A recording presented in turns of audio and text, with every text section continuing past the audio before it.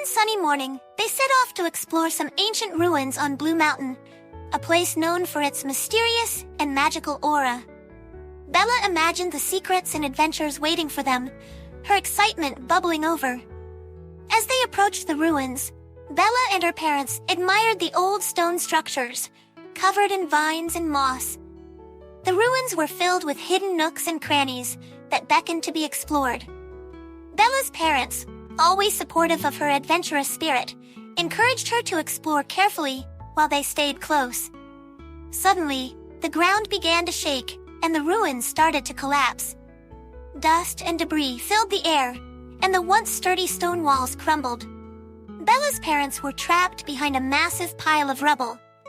Bella, with tears streaming down her face, desperately called for them and tried to dig through the rubble, but the noise and chaos made it impossible to find them. Amidst the confusion, Bella's eyes fell upon a small glowing gem partially buried in the dirt. Its bright golden light cut through the darkness and offered a glimmer of hope. Bella picked up the gem, feeling its warmth and comfort in her trembling hands. As she held it tightly, a beam of light shot from the gem, illuminating a hidden door in the ruins. The door opened slowly, revealing a path that beckoned Bella to enter. With a mix of curiosity and trepidation, Bella stepped through the door. She walked for what seemed like hours, the gem guiding her way with its light. As she continued, she realized she was no longer in her familiar world. The sky began to change colors, shifting to the hues of twilight, and strange, eerie creatures started to emerge from the shadows. These creatures were unlike anything Bella had ever seen. They moved silently, watching her with a mix of curiosity and caution. Bella felt a shiver of fear but pressed on, determined to find answers. In a hidden, shadowy corner of this new world, a figure named Umbra Oscuro ruled with an iron fist. He had pale skin, dark eyes, and wore a dark cloak that seemed to absorb all light around him. Umbra Oscuro had once been a guardian of the kingdom, but a great personal loss had turned him to darkness. In his grief and anger, he had unleashed a terrible curse upon the land, causing chaos and despair. Umbra Oscuro controlled many of the magical creatures in the kingdom. Some were once good, but now served him out of fear. Others, twisted by his dark magic, had become his loyal minions. He used his power to capture and control animals and beings alike, bending them to his will. Bella, while exploring the dark, enchanted forest, was captured by Umbra Oscuro's minions. They took her to his lair, a gloomy fortress filled with the captured creatures of the kingdom. Bella was frightened, but also curious about this dark figure and what had led him to such evil. While in captivity, Bella learned more about Umbra Oscuro. The other captives whispered about his tragic past and the sorrow that had turned him to darkness. Bella was led by the shadows through the dark, cold corridors of the dungeon. In the center of the room, on a throne made of bones and shadows, sat Umbra Oscuro. With a deep and resonant voice, Umbra Oscuro spoke.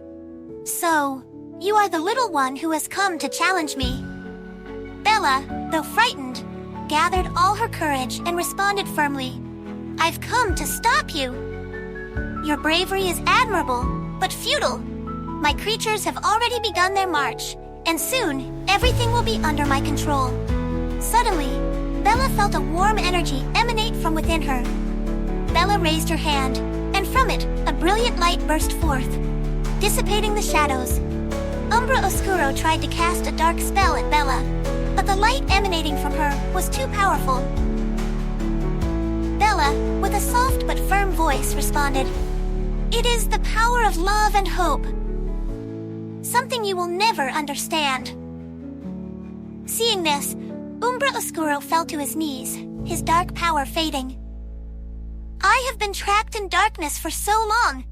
I didn't know there was still light in the world." Bella approached Umbra Oscuro and extended her hand. Everyone deserves a second chance. Come with tears in his eyes, Umbra Oscuro accepted Bella's hand, and as he did, his dark figure began to fade, revealing a man who had once been a noble protector of the realm, but had been corrupted by darkness. The light enveloped them both, and the dungeon began to transform into a beautiful garden filled with flowers and life.